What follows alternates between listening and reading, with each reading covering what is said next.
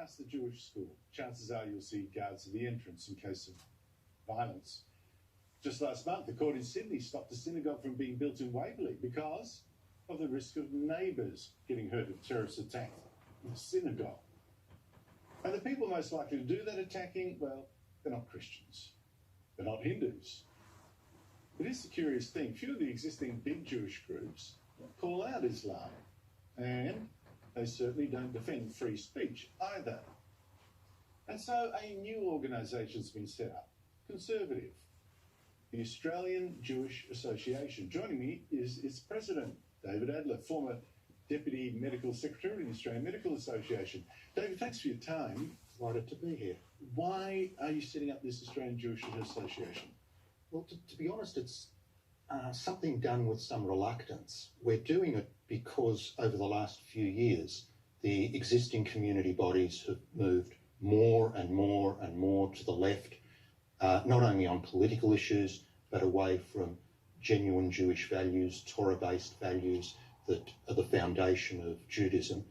And free speech, don't forget to add that. There's a variety of policy issues that have crystallised a movement within those in the community that have conservative political values that support genuine Jewish values. See, this is what I don't understand. When you say that, and you're absolutely right, okay?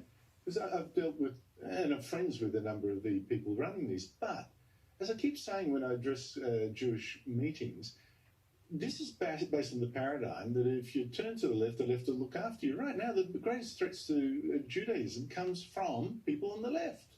Yeah, absolutely. So we want to take as a priority certain values that have been abandoned.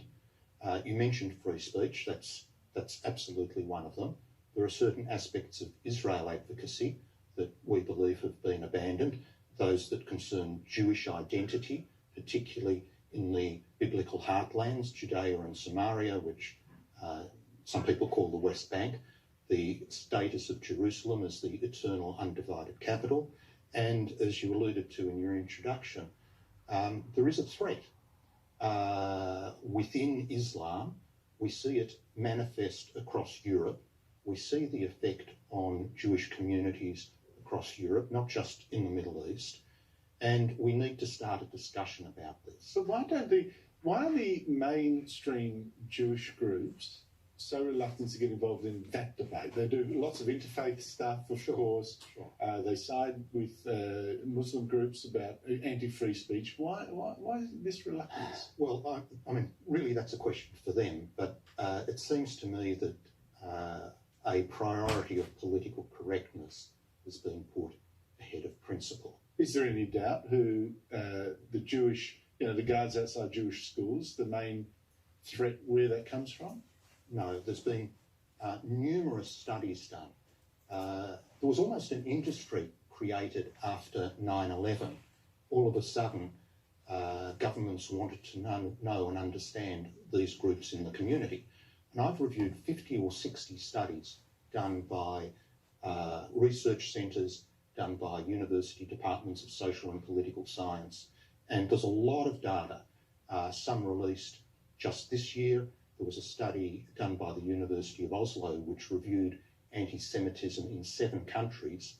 6 out of those 7 countries, the predominant factor was motivated by Islam. The anti-Semitic events were undertaken. I don't know what the mainstream, why they're so shy. Maybe it's fear, maybe it's not wanting to exacerbate things, I don't know. But what's happened since you announced your formation of the group? I've noticed that you've been attacked by Victorian MP Philip Davidakis, Phil, who's also Jewish, is praising groups like Zionism in Victoria and the Beth Weitzman Centre in Melbourne for refusing to host your event on the threat of Islam to Jews. Are you getting a lot of this kind of stuff?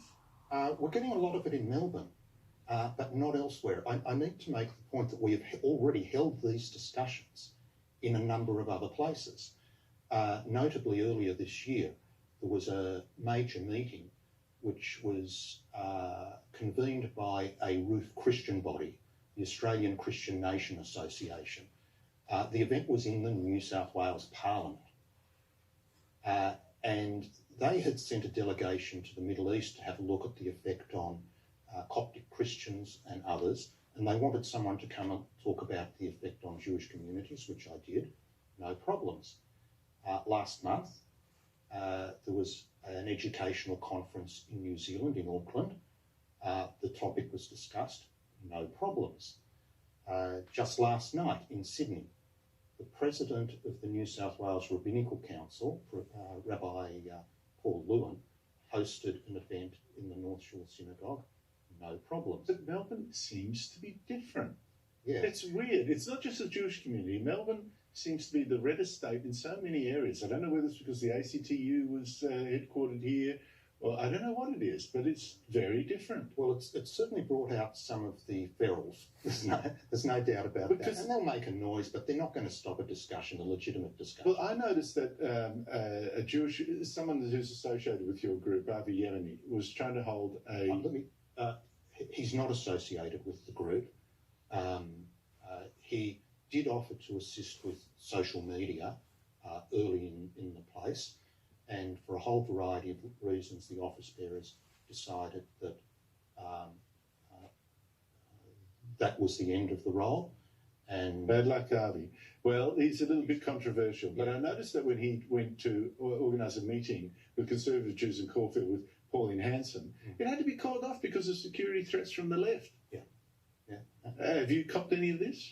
We have copped threats, and security will be present at our event on Sunday. It's interesting, the MP you quoted, as well as those Phil Valadakis, have criticised us, have got things completely wrong. Their allegation is that discussing this issue will incite hatred, violence, whatever. Now, I want to make it 100% clear to anyone listening that this is not a discussion about all Muslims. It's not a discussion about the majority of Muslims. It's a discussion about a minority. It's a discussion about a section within the ideology. And we do not incite anything. We expose those that do. There is a spectacular inverted morality here in play.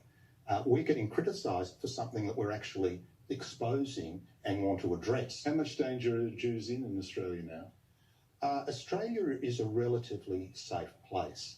Anti-Semitism events are monitored, and we have had to increase security across the country at all synagogues, at Jewish schools, at Jewish events.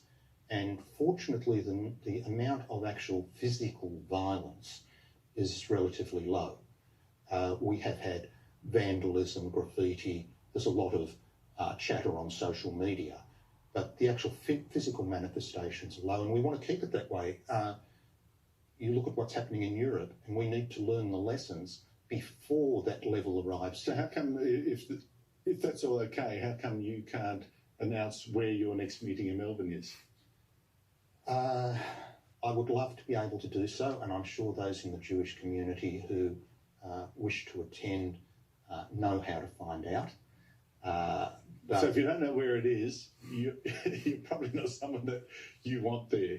Well, those that we don't want there have also found out, some of them have found out, but look, I'm conscious that you were attacked. And Melbourne is different. I keep telling you, Melbourne is different. Something needs to happen. I don't know whether it's the law enforcement, but there's something in the water. And the ABC is the most biased here as well. What can I say? David, I wish you all the best with your group. Thank you. It's a shame that some of those, the mainstream groups are trying to drive you out of business. That is a pity. And denying you venues, that should not happen. This is Australia. And like I say, wish you the best. Thank you. After the break, Victorian MP Rachel Carling Jenkins, she got an awful shock last year.